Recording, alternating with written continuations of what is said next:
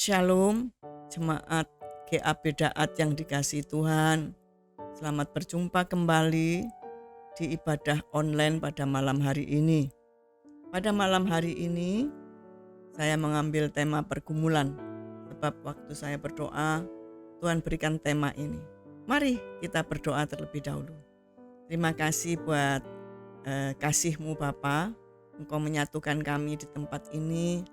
Biarlah Engkau melawat setiap umat-Mu GAP Daat pada malam hari ini, sehingga hatinya terbuka, telinganya terbuka, dan hidup yang dijalaninya bukan hidup yang biasa, tetapi hidup yang bersama-sama dengan Tuhan.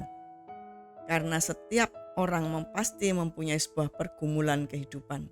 Tapi kalau kita mau belajar sungguh-sungguh mengandalkan Tuhan dan kita memperkatakan perkataan-perkataan yang positif, maka itu akan menjadi berkat dan menumbuhkan iman di dalam kehidupan orang percaya. Terima kasih. Dalam nama Tuhan Yesus Kristus, haleluya, amin.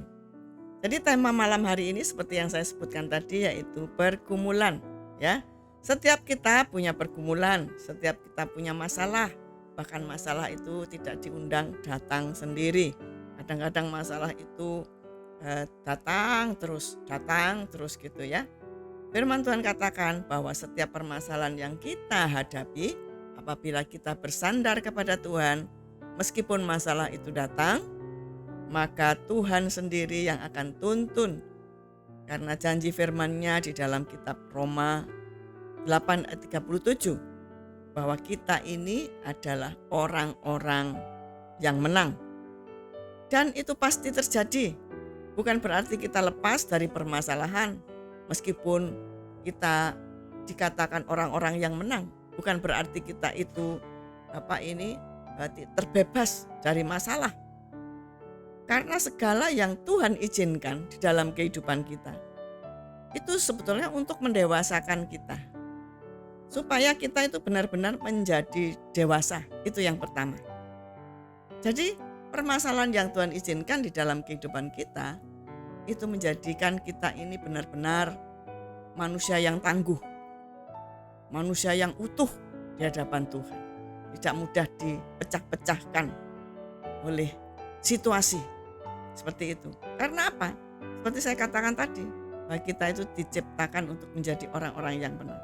Dan yang kedua, kita akan mempunyai kegerakan iman, ya, kegerakan iman. Iman kita terus bertumbuh, karena iman kita itu bukan iman yang pasif, tetapi iman kita adalah iman yang aktif. Namanya aktif itu dinamis, terus bergerak. Dari satu permasalahan kita bergerak menuju permasalahan yang lain, kita bergerak bersama dengan Tuhan, dan iman kita terus bertumbuh, dan itu akan memuliakan nama Tuhan, ya, memuliakan nama Tuhan. Roh Kudus yang ada di dalam kita itu yang akan terus mengarahkan kita. Pertanyaannya, saudaraku yang dikasihi Tuhan, apakah dalam pergumulan itu kita mau menerima atau tidak, ya? Di dalam kitab PB, ya, Matius 26 ayat 39 dan 42 tentang pergumulan yang dialami oleh Tuhan Yesus. Dikatakan ayat 39 gini, maka ia maju sedikit lalu sujud dan berdoa, katanya, ya Bapakku, jikalau sekiranya mungkin, biarlah cawan ini lalu daripadaku, tetapi janganlah seperti yang ku kehendaki, melainkan seperti yang Engkau kehendaki. Ayat 42 dikatakan, lalu ia pergi untuk kedua kalinya, yaitu siapa? Tuhan Yesus. Dan berdoa, katanya, ya Bapakku, jikalau cawan ini tidak mungkin lalu, kecuali apabila aku meminumnya, jadilah kehendak-Mu. Dikatakan, kecuali apabila aku meminumnya, jadilah kehendak-Mu. Jadi apabila di sini Yesus itu meminum, berarti Yesus itu menerima permasalahan itu. Kita pun juga gitu. Kalau kita diperhadapkan dengan masalah, Kalau kita katakan, ya Tuhan aku mau, maka kita akan dapat berjalan bersama-sama dengan Tuhan. Karena apa? Semua itu bukan kita sendiri yang pikul, bukan kita sendiri yang tanggung, tapi semua itu berjalan bersama dengan Tuhan. Ya, segala perkara dapat kutanggung di dalam Dia yang memberikan kekuatan kepadaku. Itulah saudaraku yang dikasihi Tuhan. Ya, saya ambil juga Ayub 7 ayat 1 dikatakan, bukankah manusia harus bergumul di bumi? Loh, berarti kalau selagi kita ini di bumi, kita itu mengalami sebuah pergumulan, saudara. Dan di dalam kitab PL tentang kehidupan Daud, ya, Daud itu di Gua Adulam, saudaraku. Kalau saudara baca di dalam 1 Samuel 17 ayat 1 dan 2, ya, di mana Daud itu dikejar-kejar oleh Saul. Kemudian dia bersembunyi di Gua Adulam. Bukan berarti di Gua Adulam dia nyaman, tapi malah setelah banyak orang mendengar kalau Daud di Gua Adulam, diikuti kurang lebih 400 orang. Ternyata yang mengikuti Daud ini bukan orang-orang biasa, bukan orang kaya, tapi orang-orang nggak punya, orang-orang yang punya banyak masalah dalam kehidupannya. Jadi karena di dalam kehidupan itu tadi, ya, sehingga Daud pun mengambil sebuah keputusan untuk memimpin, sehingga dia membereskan semua orang-orang ini dan dia pun mengajar mereka. Itu yang dialami oleh Daud. Dan ini pun Daud juga membagi pengalamannya dengan kita tentang doa dalam pergumulan. Itu di dalam Mazmur 6 ayat 1 sampai dengan ayat yang ke-10 atau 11 ya di Alkitab saya. Itu dikatakan begini. Saya baca ayat yang pertama.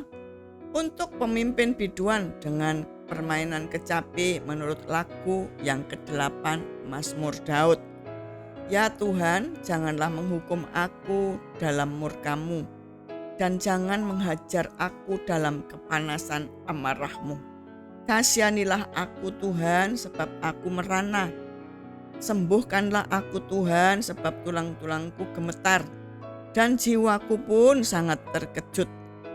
Tetapi Engkau, Tuhan, berapa lama lagi?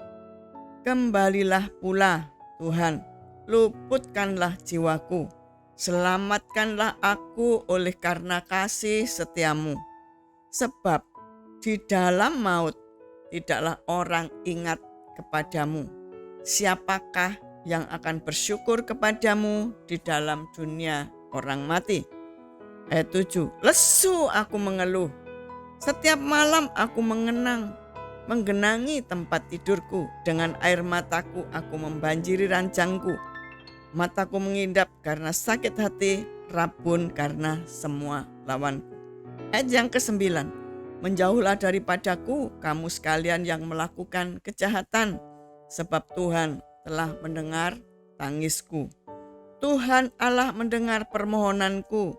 Tuhan menerima doaku. Ayat yang terakhir. Semua musuhku mendapat malu dan sangat terkejut. Mereka mundur dan mendapat malu dalam sekejap mata. Tentang doa pergumulan Daud, ini bisa saya bagi dua, ya. Ayat 1 sampai dengan yang ke-8 itu adalah keluh kesah. Jadi Daud berkeluh kesah, mengutarakan isi hatinya kepada Tuhan. Dan yang kedua, ayat 9 sampai 11, ya. Itu dikatakan iman Daud dengan memproklamirkan perkataan dari doa-doanya. Jadi kita kalau dalam doa sudah berkeluh kesah, jangan terus berkeluh kesah, berimpati minta dikasihani. Jangan. Kita juga harus mengubah kehidupan kita. Kita harus perkatakan sesuatu yang positif, karena itu yang akan menaikkan iman kita. Saudaraku yang dikasihi Tuhan, ya. Jadi seperti saya sampaikan tentang keluh kesah tadi, ya, Daud yang di Gua Adulam, saudaraku, ya. Kehidupan itu tidak mudah. Dia dikejar-kejar oleh Saul, bukan hanya dikejar, tetapi juga akan dibunuh, ya. akan dibunuh. Bahkan Daud mengalami sebuah permasalahan juga pada waktu Absalom, anaknya itu memberontak, ingin mengambil alih tahtanya. Itu adalah sebuah permasalahan yang dialami Daud, bukan hanya di pemberontakan diambil alih kekuasaan, tapi juga mau dibunuh bapaknya itu. Itulah Bapak Ibu yang dikasihi Tuhan ya. Jadi dari sini kita pun harus memahami, kita pun juga harus mengerti bahwa permasalahan kehidupan yang Tuhan ajar di dalam kehidupan kita itu untuk mendewasakan kita. Tapi kalau kita melihat dari keberadaan Daud, pengalaman-pengalaman Daud, bagaimana Tuhan tolong dalam kehidupannya, itu kita bisa baca di dalam Mazmur pasal 23. Tuhan adalah gembalaku, takkan kekurangan aku. Ia membaringkan aku di padang yang berumput hijau dan ke air yang tenang. Itu kalau kita pelajari dengan sungguh-sungguh dari pasal 23 ayat 1 sampai dengan yang ke-6, bahwa masa tua Daud mengalami sebuah kebaikan Tuhan. Meskipun dia banyak permasalahan dalam kehidupan, tapi pemeliharaan Tuhan itu tetap sempurna dalam kehidupan Daud. Sehingga dia tetap mengatakan Tuhan adalah gembalaku, takkan kekurangan aku. Saya percaya Bapak Ibu yang dikasihi Tuhan dimanapun berada saat ini, kalau Bapak Ibu mengalami sebuah problema, sebuah permasalahan dalam kehidupan, bahwa semua itu di hadapan Tuhan. Jangan sekali-kali kita putus asa. Jangan sekali-kali kita itu terus mengatakan, aduh enggak Tuhan-Tuhanan, rasanya sesek. Jangan. Tapi tetaplah bersandar kepada Tuhan. Kalau kita melihat dari perjalanan kehidupan Daud di Mazmur 23, meskipun dia di dalam lembah kekelaman, dia tidak takut bahaya. Dia tetap percaya penyertaan Bapa di surga itu sempurna. Biarlah itu juga menjadi di dalam kehidupan kita Bapak Ibu. Meskipun kita sesek, meskipun kita itu dalam arti banyak permasalahan, masalah suami, masalah istri, masalah anak-anak, masalah ekonomi, masalah kesehatan, masalah apapun yang menjadi sebuah pergumulan di dalam kehidupan saudara. Jangan itu membuat sesek dan patah semangat.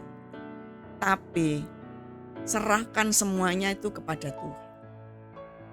Nikmatilah, mengucap syukurlah. Di mana Bapak Ibu mengucap syukur, maka Bapak Ibu akan punya pengalaman seperti Daud. Meskipun aku dalam lembah kekelaman, aku tidak takut bahaya, sebab Engkau besertaku. Gadamu dan tongkatmu, itulah yang menghibur aku. Berarti apa? Gada itu adalah firman Tuhan. Tongkat itu adalah Roh Kudus, di mana kita menyatukan hati kita kepada Tuhan melalui kebenaran firman-Nya. Roh Kudus itu yang akan menyingkapkan segala sesuatu, sehingga kita apa? Punya jalan keluar. Ya, di dalam 1 Korintus itu 10 ayat 13, bahwa pencobaan-pencobaan yang kamu alami itu adalah pencobaan-pencobaan biasa yang tidak melebihi kekuatanmu. Di sini berarti sudah jelas firman-Nya mengatakan apa yang Tuhan izinkan itu biasa, tidak akan pernah melebihi kekuatan kita, tidak akan pernah melebihi batas-batas. Itulah saudaraku yang dikasihi Tuhan. Tetaplah percaya, tetaplah bersandar kepada Dia, maka Tuhan sendiri yang akan bertindak. Itulah saudaraku yang dikasihi Tuhan. Ya. Dan yang kedua, saya katakan tadi kita deklarasi iman, ya. Kita harus mempunyai iman yang dinamis, kita harus mempunyai iman yang bergerak, ya. Di dalam Efesus 2, kenapa iman? Ayat 8 dikatakan, sebab kasih karunia kamu diselamatkan oleh iman. Itu bukan hasil usahamu, tetapi pemberian Allah. Jadi pada waktu kita mengenal Yesus Kristus, kita menerima Dia sebagai Tuhan dan Juru Selamat dalam kehidupan kita, kita diberi iman pertama kali. Karunia yang terbesar, karunia tertinggi adalah iman. bukan karunia nubuat, bukan karunia membedakan roh, tapi karunia iman. Tujuannya apa? Supaya kita benar-benar bisa bergerak, kita bisa berjalan, kita bisa sungguh-sungguh melakukan kebenaran firman Tuhan dengan apa? Iman, ya. Dengan iman seperti itu. Bapak Ibu yang dikasihi Tuhan, di dalam Markus 11 ayat 23 dan 24, aku berkata kepadamu, sesungguhnya barang siapa berkata kepada gunung ini, beranjaklah dan tercampaklah ke dalam laut, ini iman, dan tidak bimbang hatinya, tetapi percaya bahwa apa yang dikatakannya itu akan terjadi, maka hal itu akan terjadi baginya. Karena itu aku berkata kepadamu, apa saja yang kamu minta dan doakan, percayalah bahwa kamu telah menerimanya, maka hal itu akan diberikan kepadamu. Itulah Bapak Ibu yang dikasihi Tuhan. Iman, di mana kita minta, kita harus percaya kita sudah menerima, meskipun kita belum menerima. Contoh misalnya pada waktu kita sakit, kita perkatakan perkataan iman, kita perkataan sebuah nubuatan, aku sudah disembuhkan, Tuhan sudah menjamah sakit penyakitku. Tapi pada kenyataannya kita masih sakit. Kita tetap percaya. Saya punya, Bapak Ibu ya, sebuah kesaksian. Pada waktu saya diutus Tuhan untuk sekolah Alkitab pertama kali ya, saya nggak mau, pikir saya sudah cukup. Tapi ternyata Tuhan mendidik saya dengan apa? Tangan kanan saya ini dibuat tidak bisa bergerak. Tangan kanan tok loh, nggak bisa bergerak, lumpuh ya. Tangan kanan aja, sampai saya periksa ke dokter katanya kena virus Amerika. Saya enggak tahu jenisnya virus Amerika itu virus apa, saya enggak ngerti. Tapi katanya saya kena virus itu. Saat saya dicek, saya itu diperiksa, ternyata dikasih obat virus, ternyata enggak mempan. Pada suatu malam, saya datang kepada Tuhan, saya minta ampun sama Tuhan. Tuhan, ampuni kalau aku berdosa di hadapan-Mu. Sebetulnya aku ini sakit apa? Kok sakit cuma tangan kanan saja? Saya bilang gitu. Tapi aku tetap bersyukur bahwa semua Tuhan itu yang Tuhan lakukan kepadaku baik. Jam 11 malam Tuhan membangunkan saya pada waktu saya berdoa itu tadi, saudara ya. Kemudian Tuhan mengajar saya untuk saya bernubuat atas tangan saya. Dan diperkatakan supaya dengan penuh keyakinan iman, seperti dikatakan dalam Markus 11 ayat 23. Aku berkata kepadamu, sesungguhnya barang siapa berkata kepada gunung ini, beranjaklah, tercampaklah ke dalam laut, asal tidak bimbang hatinya, tetapi percaya bahwa apa yang dikatakannya itu akan terjadi, maka hal itu akan terjadi baginya. Saya praktekkan, saya diajar sama Tuhan untuk bernubuat akan tangan saya. Dalam nama Tuhan Yesus, saat ini otot-otot kuat, saya perkatakan dalam nama Tuhan Yesus, tidak ada penyumbatan. Otot-otot ini semuanya peredaran darahnya lancar. Saya perkatakan gitu. Dalam nama Tuhan Yesus, saraf-saraf ini pulih. Itu saya perkatakan terus setiap malam, saudara. Pada suatu saat saya tanya lagi kepada Tuhan, Tuhan kenapa toh Tuhan, saya kok belum sembuh? Tuhan katakan gini, kamu tuh suruh sekolah Alkitab kok nggak sekolah. Aku ini mengajar kamu supaya kamu melalui Alkitab itu juga mempunyai pengetahuan. Jadi ternyata kita itu tidak hanya sekedar membaca firman, tapi kita juga diberikan pengetahuan-pengetahuan yang lain sama Tuhan. Akhirnya saya mengambil sebuah keputusan untuk sekolah Alkitab, saudara. Dari sekolah itu saya itu minta, Tuhan, biarlah Tuhan sendiri yang membiayai sekolahku, bukan suamiku. Dan Tuhan memberikan pekerjaan yaitu jualan terima pesanan kue. Ya, melalui pesanan kue itu saya bisa sekolah Alkitab dari keuntungannya. Bahkan keuntungannya itu saya bisa membiayai teman-teman saya untuk dia itu fotokopi, untuk dia juga bisa bayar kuliah, sampai mereka juga bisa lulus dan kita bareng sama-sama di wisuda. Tapi dalam perjalanan waktu saya mengambil keputusan untuk saya sekolah, bukan berarti langsung saya itu sembuh, saudara. Masih sakit. Setiap malam saya dibangunkan jam 11 malam, dibangunkan sama Tuhan. Untuk apa? Bernubuat. Dan itu saya lakukan dan saya jalani 3 bulan. Bukan waktu yang singkat loh ya, 3 bulan itu lama loh saudara. Yaitu saya lakukan dengan penuh keyakinan iman. Saya perkatakan seperti apa yang dikatakan di dalam Markus 11 ayat 24. Karena itu aku berkata kepadamu, apa saja yang kamu minta dan doakan. Dikatakan lagi, percayalah, bukan hanya sekedar percaya, percayalah. Suatu suruhan, lah itu adalah suatu kata untuk kita melakukan, ya, bahwa kamu telah menerimanya. Jadi setiap saya memperkatakan itu, saya berkata saya telah menerima. Saya sembuh, saya sembuh, saya sembuh. Tangan saya bisa bergerak, tangan saya bisa melakukan semua aktivitas, bahkan bisa menulis, saya katakan gitu. Sampai pada satu saat dan hari yang sudah ditentukan oleh Tuhan. Saudaraku yang dikasihi Tuhan, benar-benar tangan saya bisa bergerak. Saudara bisa melihat tangan saya bisa bergerak. Ya, ini karena kasih Tuhan mendidik supaya kita benar-benar punya keyakinan iman, berpengharapan penuh kepada Tuhan. Saya bisa menulis, saudara. Saya bisa menulis, bahkan saya bisa melempar. Saya bisa melakukan pekerjaan, masak dan lain sebagainya, ya. Jadi saya bisa buat kue itu karena tangan saya dipulihkan Tuhan. Itulah saudaraku yang dikasihi Tuhan. Kita harus percaya dan kita harus mempunyai iman yang bergerak. Kita harus bisa bernubuat dengan iman kita. Bukan lu buat loh, lu buat itu dibuat-buat, tapi ini bernubuat untuk diri kita. Kita ini bergerak sungguh-sungguh bersama dengan Tuhan dengan iman kita, ya. Tadi saya katakan Efesus 2 ayat 8, Tuhan memberikan iman pertama kali kepada kita di mana kita diselamatkan, yaitu supaya kita bisa berjalan bersama dengan Tuhan. Saudaraku yang dikasihi Tuhan, ya. Jadi kalau kita memproklamirkan perkataan iman, itu membuat iman kita itu bangkit. Dan dunia itu tahu bahwa Tuhan merancang umatnya bukan umat yang kalah. Bukan umat yang loyo. Bukan umat yang putus asa.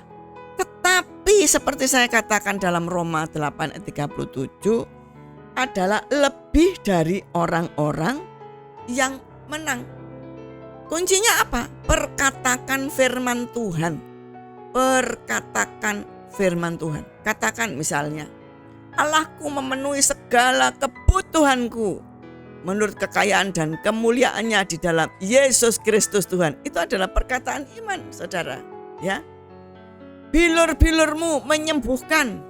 Nah, darah Yesus yang penuh oksigen dan vitamin mengalir, memberikan kesembuhan, memberikan terobosan, menguatkan. Itu pasti terjadi. Karena itu firman, saudaraku yang dikasihi Tuhan, ya. Maka di sini kita memahami, kalau dalam pergumulan pun misalnya ada sesuatu yang belum terjawab, kita juga harus mengoreksi diri kita. Kita misalnya sudah berdoa dengan penuh keyakinan iman, tapi belum ada doa-doa kita juga yang terjawab. Kita perlu koreksi, mungkin kita juga punya salah, kita punya dosa gitu ya. Kita harus juga minta ampun kepada Tuhan. Karena Markus 11 ayat 25 dan 26 dikatakan, dan jika kamu berdiri dan berdoa, ampunilah dahulu sekiranya ada barang sesuatu dalam hatimu terhadap seseorang, supaya juga Bapamu yang di surga mengampuni kesalahan-kesalahanmu. Tetapi jika kamu tidak mengampuni, maka Bapamu yang di surga juga tidak akan mengampuni kesalahan-kesalahanmu. Bapak Ibu yang dikasihi Tuhan, yang pertama supaya doa kita dijawab, milikilah pengampunan. Dan yang kedua, supaya doa kita dijawab sama Tuhan, kita tidak boleh dalam arti semua nanti kalau dijawab untuk kepentingan diri sendiri. Bukan. Jadi kalau sampai doa kita belum dijawab, berarti ada sesuatu yang salah. Misalnya dalam Yakobus 1 ayat 14, tapi orang-orang yang dicobai oleh keinginannya sendiri, ya, karena ia diseret dan dipikat olehnya. Jadi kalau doa-doa kita nggak dijawab sama Tuhan, bukan berarti Tuhan itu marah. Tapi kalau sampai dikabulkan, mungkin itu hanya untuk sombong, gagah-gagahan. Tuhan tidak mau. Tuhan ajarkan untuk kita menjadi seperti Kristus itu apa? Kristus rendah hati. Kita harus belajar rendah hati. Jadi dari sini milikilah hati yang beres dulu di hadapan Tuhan. Agar apa? Semua doa-doa kita itu dijawab sama Tuhan. Dan kita juga harus memproklamirkan firman Tuhan. Itulah saudara yang dikasihi Tuhan. Ya, jadi kesimpulannya dalam sebuah pergumulan, kalau Tuhan izinkan, berarti Tuhan menghendaki kita menjadi dewasa dan supaya kita juga mempunyai iman yang bertumbuh. Jadi jangan sampai kita putus asa, jangan sampai kita menggerutu, mengasihani diri sendiri, tetapi tetap dan cepat berbalik, mengoreksi diri. Jangan sampai ini salah di hadapan Tuhan. Jadi supaya pergumulan kita itu dijawab, kita terus bergerak bersama dengan Tuhan, milikilah iman dan iman yang berpengharapan kepada Kristus. Dan kalau misalnya doa kita belum dijawab, jangan kita juga ngersulo, tetap koreksi. Kalau kita mengoreksi maka kita akan mengerti karena ada Roh Kudus ada di dalam kita yang akan terus mengingatkan kita. Itulah Bapak Ibu yang dikasihi Tuhan, teruslah maju, teruslah semangat karena Tuhan menciptakan kita bukan manusia yang kalah, tetapi kita ini dicipta lebih dari orang-orang yang menang. Mari kita berdoa. Terima kasih Tuhan buat kebenaran firman-Mu. Kalau Kau izinkan setiap permasalahan dalam kehidupan kami, bukan berarti Engkau marah, tetapi Engkau sedang mengajar kami untuk kami lebih dekat, untuk kami rendah hati di hadapan-Mu, untuk kami mencari Engkau lebih dalam, untuk kami mencari Engkau dengan kesungguhan hati.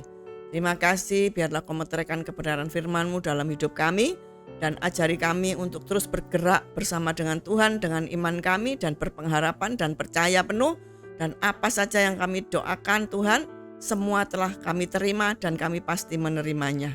Terima kasih, ajari kami juga untuk mempunyai hati yang mau mengampuni. Dalam nama Tuhan Yesus, terima kasih. Terpujilah Engkau dari kekal dan sampai selama-lamanya. Hanya di dalam nama Tuhan Yesus Kristus yang diberkati Tuhan, katakan amin. Tuhan Yesus memberkati.